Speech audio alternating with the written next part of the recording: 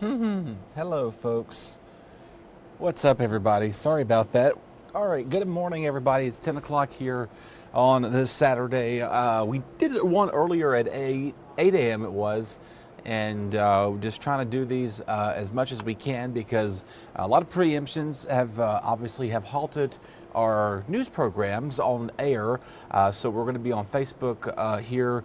Of course, you can catch us streaming all the time on our streaming devices. I'm going to give a quick little plug. You can catch us on the app. You can also stream us on Roku, WITN.com, or your favorite smart TV app.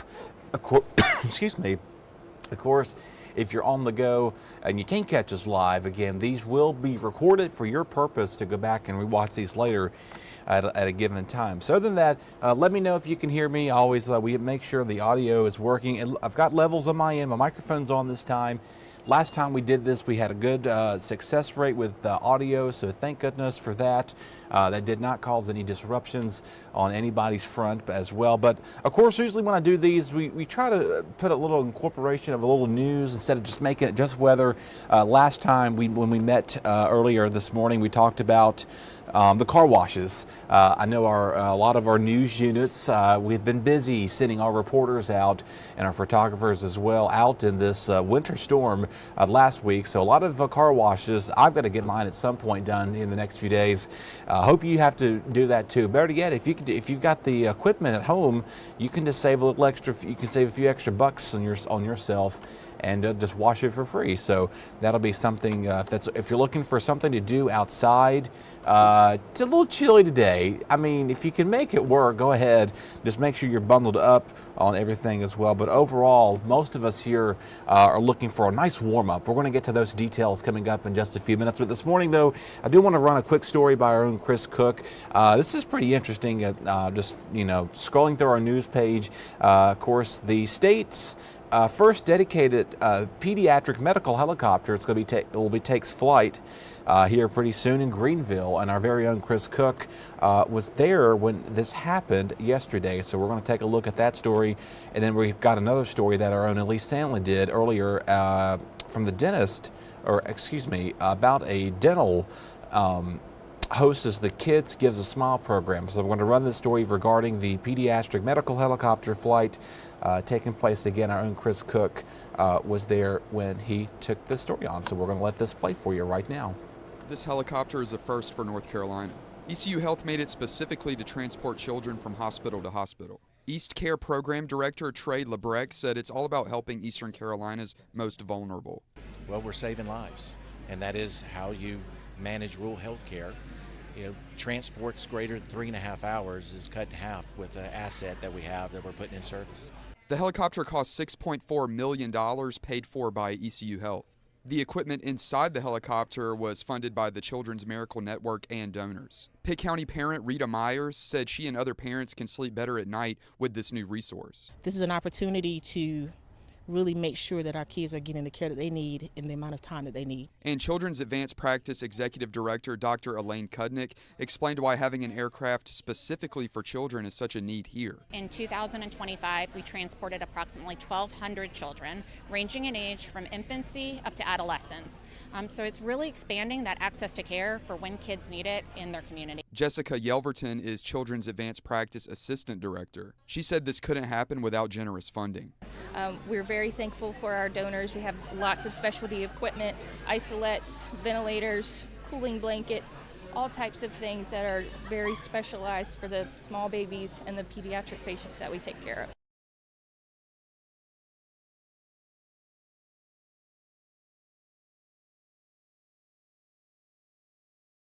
This helicopter is a first for North Carolina. ECU Health made it specifically to transport children from hospital to hospital. East Care Program Director Trey Lebrecht said it's all about helping Eastern Carolina's most vulnerable. Well, we're saving lives, and that is how you manage rural health care.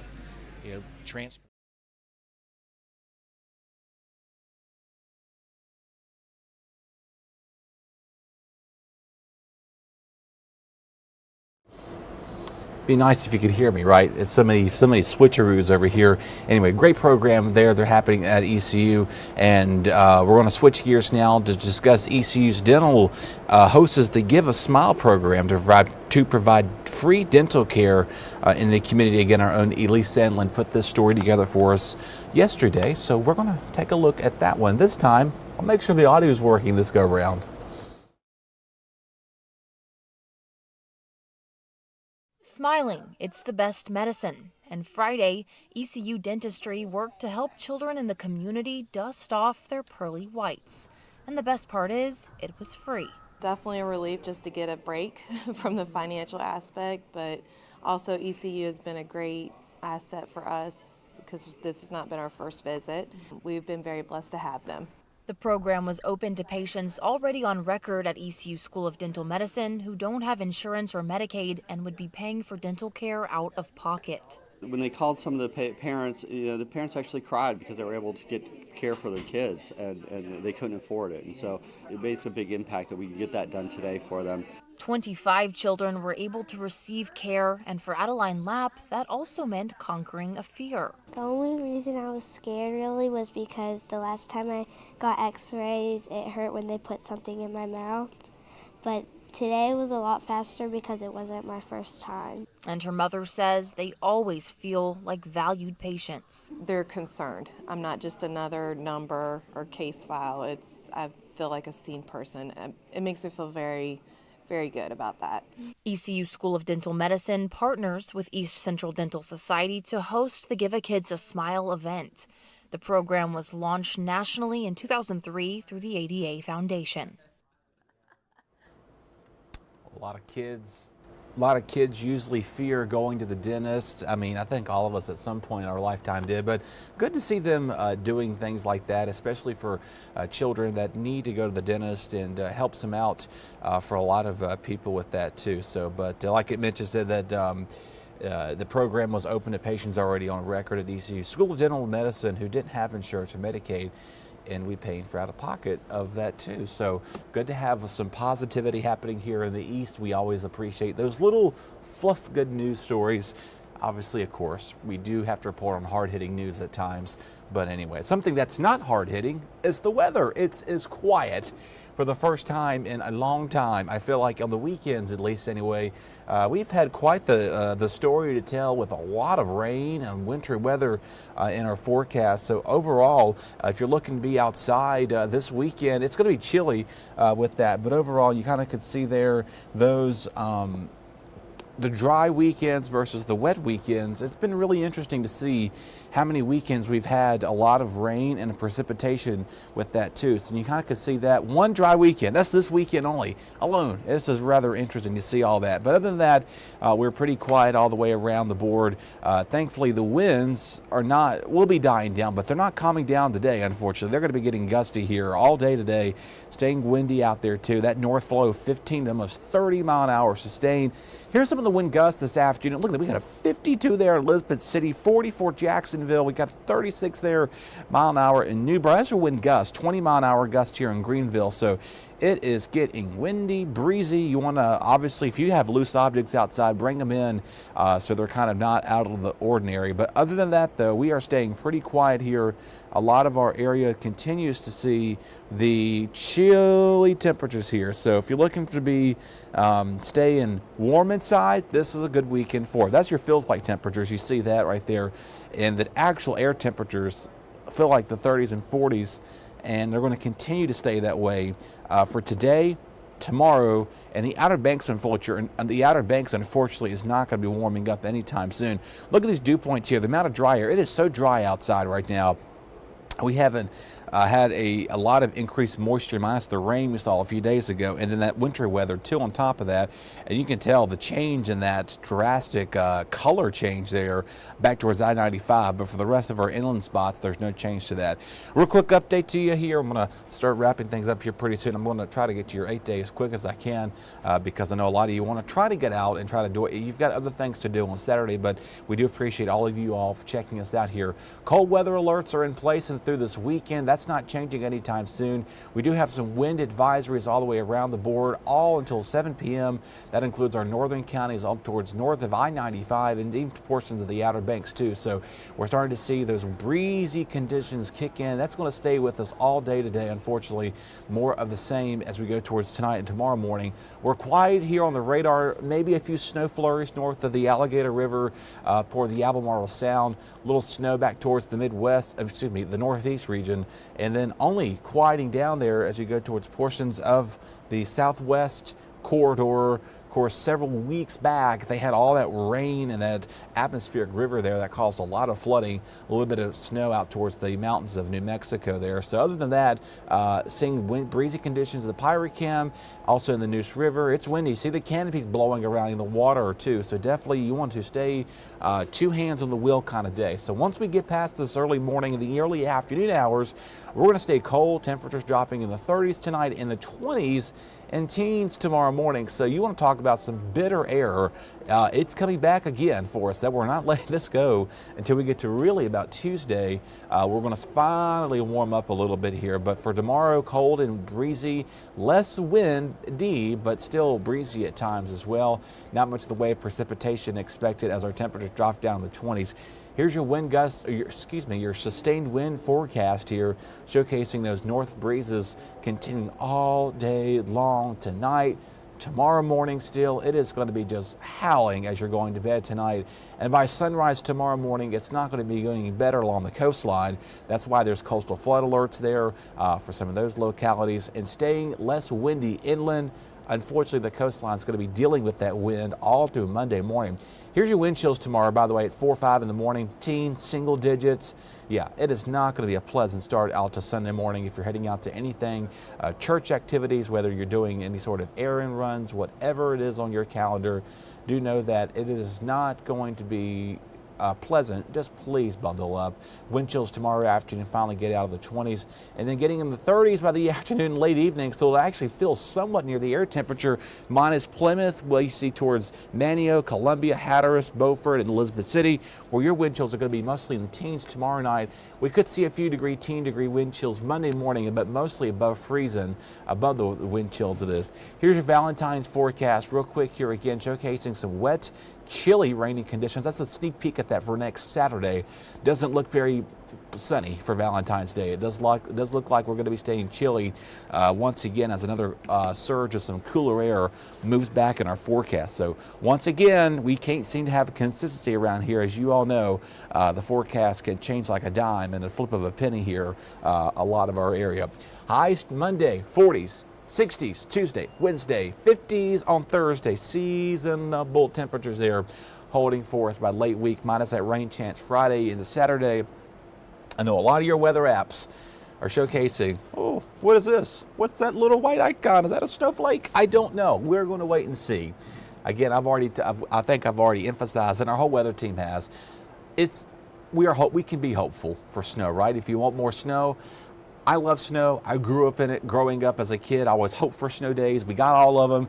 And of course, I graduated just before they kind of discontinued those snow days.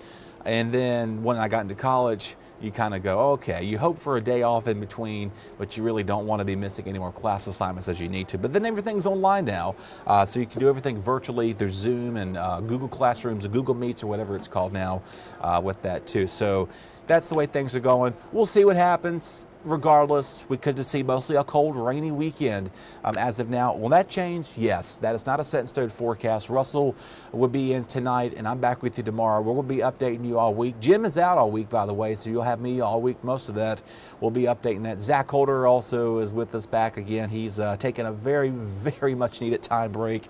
Every time he's tried to take a PTO of some capacity, he's had to come back and scratch it off and scratch it off and scratch it off because we've had all these winter weather events. So Zach, if you're watching, hopefully you're away from work for a little while and you kind of decompress some things here. Anybody, of course, with that too. Super Bowl tomorrow. It's going to be exciting, whether you're rooting for the Patriots or the Seahawks. We have a lot of mixed people here. Gigi, I think she has the Patriots. She went to school in Boston. Charlie, for those who personally know him, he's got his Seahawks gear on. He came in yesterday morning as I was getting ready to head out the door, or as he was coming in, as I was getting ready to leave out the door. He had on his green Seahawks beanie. He had the Seahawks tie, socks, the pants, the shirt, the jersey. He had it all on, so that's where he did. Bernice, thanks for tuning in. As always, for all of you, all appreciate you checking the time. Burr, burr, burr. Yeah, it's cold out there. Not the fun type of weather you want to be in. Good chilly cooking weather. Crock pot. If Russell, I'm sure he'll be on this evening with Lucy tonight. I'm sure he'll be telling you about cooking some recipes. He's a foodie. He's our residential foodie around here. We always kind of ask him what the hot takes on foods are these days, and he's always telling us to cook gumbo. He's big on gumbo, so if you're looking for something, message Russell on his Facebook page or chime in on here at some point. He'll tell you about his gumbo recipe. I haven't personally had it. I'm sure it's pretty good. Betty, good morning to you. Elaine, thank you for tuning in. Good morning to all of you all as well. All right, folks, that's going to do it for me this morning. We'll be back to tonight. And then again, due to the Olympics tomorrow morning, our newscast would come on at 7 a.m. We're going to be back on here at 8 and 10 a.m. That's the goal every weekend for the next couple of weeks. So bear with us again. You can also stream us real fast on, if you have a Roku, I believe you're on, I don't know if you're on Fire Stick of some sort of capacity. The app, the WITN weather news app was well. The First Alert weather app is always handy. We're always busy pushing alerts out. Catches on your smart TVs, whatever smart TV you have, Roku, Amazon Fire Stick of some capacity. You can catch us streaming on there. So if you're looking for our newscast, we're not on tonight. We're probably not going to be on for the weekends for a little bit anyway because of the Olympics. But we'll be back on next Saturday morning at 6 to 7 a.m. If you're looking for the weekend mornings. But don't worry, myself and Gigi and Russell will be here with you throughout the morning. This week, Jim is taking a well-deserved break, also after working several weekends here as well. So on that note, y'all take care. I will chat with you tomorrow morning at 8 a.m. here on the First Alert Desk. Be sure to head to our website at WITN.com. We'll have much more on there regarding the quiet weather. Enjoy it. Nice little break for a change, isn't it? I was coming in this morning telling Elise and our producers, I was like, we need the full newsroom here because we've been fully busy over the last several days. Not really. They're also taking a much needed break at 2. So that's some nice thing for them to enjoy some quiet time away from the work desk, and as well as to spend time with their families as much as you do too. So stay warm, everybody. I'll chat with you tomorrow morning. More cold weather tomorrow, and then a nice warm up finally coming after the well-deserved frigid January we pretty much had. We'll talk to you later, folks. Take care.